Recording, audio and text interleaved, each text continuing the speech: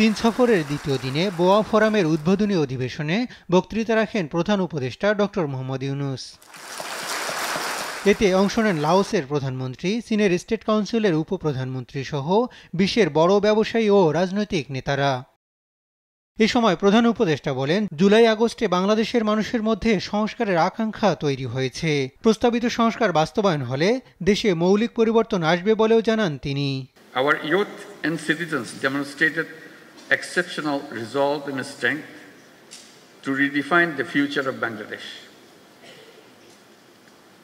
To restore public trust, we have initiated critical reforms.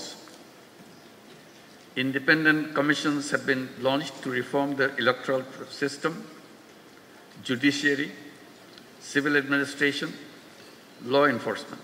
এ সময় Asia Pacific অঞ্চলে জলবায়ু পরিবর্তনের বিরূপ প্রভাবে $65 বিলিয়ন ক্ষতিগ্রস্ত হচ্ছে উল্লেখ করেন তিনি। এ অবস্থায় জলবায়ু পরিবর্তনের বিরূপ প্রভাব মোকাবেলায় অর্থায়ন দাবি করেন প্রধান উপদেষ্টা।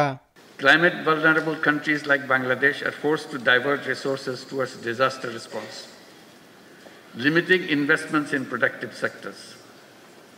We need new additional accessible non-ODA non-debt creating grant-based climate finance. সম্মেলনে বাংলাদেশে অবস্থান করা মিয়ানমারের জোরপূর্বক বাস্তুচ্যুত রোহিঙ্গাদের নিজ দেশে ফেরাতে দক্ষিণ এশিয়ার নেতাদের সহায়তা চান doctor Yunus. We continue to bear significant social, economic and environmental costs. The UN Secretary General recently visited the camps in solidarity. While global efforts are drastically shrinking but continuing, Asian leaders must come together to ensure their safe and dignified repatriation to their home country, Myanmar.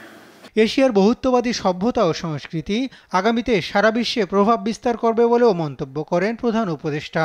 Asia's civilizations have flourished by embracing diversity. এর আগে চীনের উপপ্রধানমন্ত্রী ding জুইজিয়াং ও চীনের Exim ব্যাংকের চেয়ারম্যানের সঙ্গে বৈঠক করেন প্রধান উপদেষ্টা। 28 মার্চ চীনা প্রেসিডেন্ট শি জিনপিং এর সঙ্গে বৈঠকে বসবেন ডক্টর ইউনূস। এরপর 29 মার্চ পিকিং বিশ্ববিদ্যালয়ে বক্তৃতা দেবেন তিনি। হাসান মাহমুদ, দেশ TV, Dhaka. Erode rights and disrupt economics.